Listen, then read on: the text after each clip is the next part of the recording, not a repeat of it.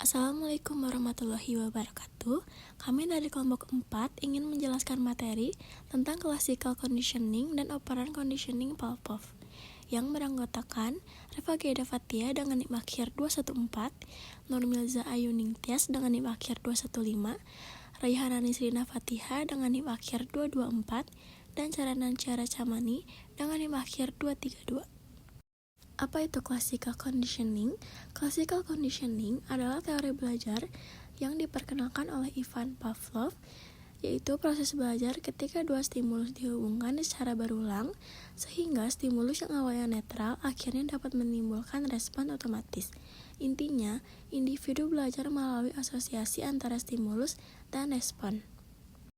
Eksperimen anjing Pavlov, Classical Conditioning. Gambar pertama menjelaskan eksperimen Ivan Pavlov mengenai classical conditioning atau pengkondisian klasik, yaitu proses belajar melalui asosiasi antara dua stimulus.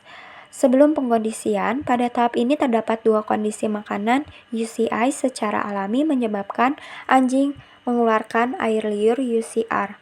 Bunyi bel masih merupakan stimulus netral sehingga tidak menimbulkan air liur pada anjing. Artinya, sebelum proses belajar terjadi, bunyi bel belum memiliki hubungan dengan makanan. Lalu, proses pengkondisian pada tahap ini, bunyi bel dibunyikan bersamaan dengan pemberian makanan secara berulang-ulang karena makanan secara alami menyebabkan air liur. Maka anjing tetap mengeluarkan air liur saat kedua stimulus tersebut muncul bersamaan. Melalui pengulangan tersebut, anjing mulai mengasosiasikan bunyi bel dengan makanan.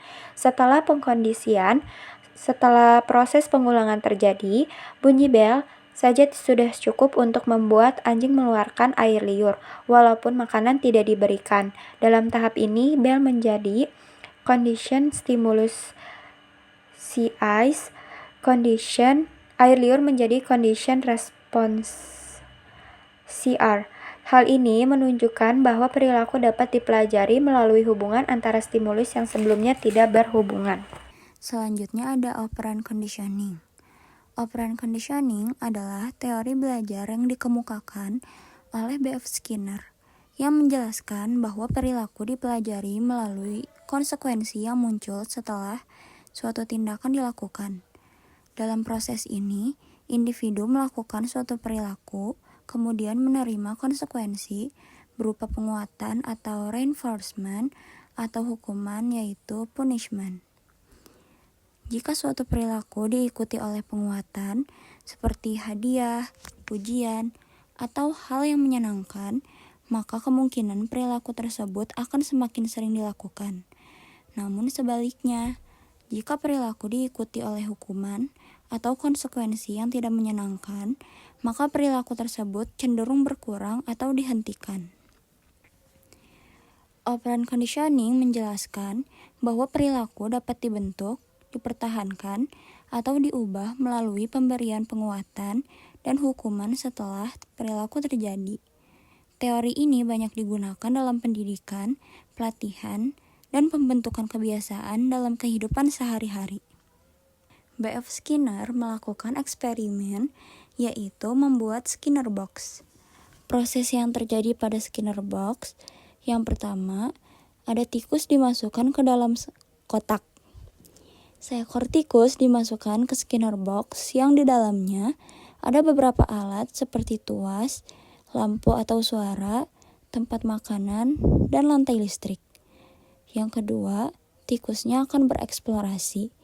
Awalnya, tikus bergerak ke sana kemari secara acak karena sedang mencari tahu lingkungan barunya. Setelah itu, tikus menekan tuas secara tidak sengaja. Saat menjelajah tersebut, tikus tidak sengaja menekan tuasnya. Yang keempat, muncul konsekuensi, reward atau punishment. Setelah tuas ditekan, terjadi konsekuensi. Misalnya, makanan keluar dari dispenser, artinya sebagai reinforcement atau penguatan. Atau ada kejutan listrik dari lantai, artinya sebagai punishment atau hukuman. Selanjutnya, tikus akan belajar dari konsekuensi yang ia dapatkan. Jika setelah menekan tuas mendapat makanan, tikus akan lebih sering menekan tuas. Namun sebaliknya, jika setelah menekan tuas, tikus tersebut mendapat kejutan listrik, tikus akan menghindari menekan tuas. Nah, dari proses tersebut akan terbentuk perilaku. Lama-kelamaan, tikus belajar hubungan antara perilaku dan akibatnya. Jadi, perilakunya berubah sesuai konsekuensi yang diterima oleh tikus. Yang terakhir ada penjelasan komponen utama dari eksperimen Skinner. Eksperimen Skinner Box menjelaskan bahwa perilaku manusia maupun hewan pada dasarnya dibentuk oleh konsekuensi yang diterima setelah melakukan suatu tindakan, di mana frekuensi perilaku tersebut akan cenderung meningkat jika diikuti oleh reinforcement, baik itu berupa pemberian hadiah yang menyenangkan, positif maupun menghilangkan beban yang negatif. Dan sebaliknya, perilaku tersebut akan cenderung berkurang atau berhenti jika diikuti oleh punishment, baik melalui pemberian sanksi yang tidak enak maupun penyitaan sesuatu yang berharga. Sekian presentasi dari kelompok kami. Kurang lebihnya mohon maaf. Wassalamualaikum warahmatullahi wabarakatuh.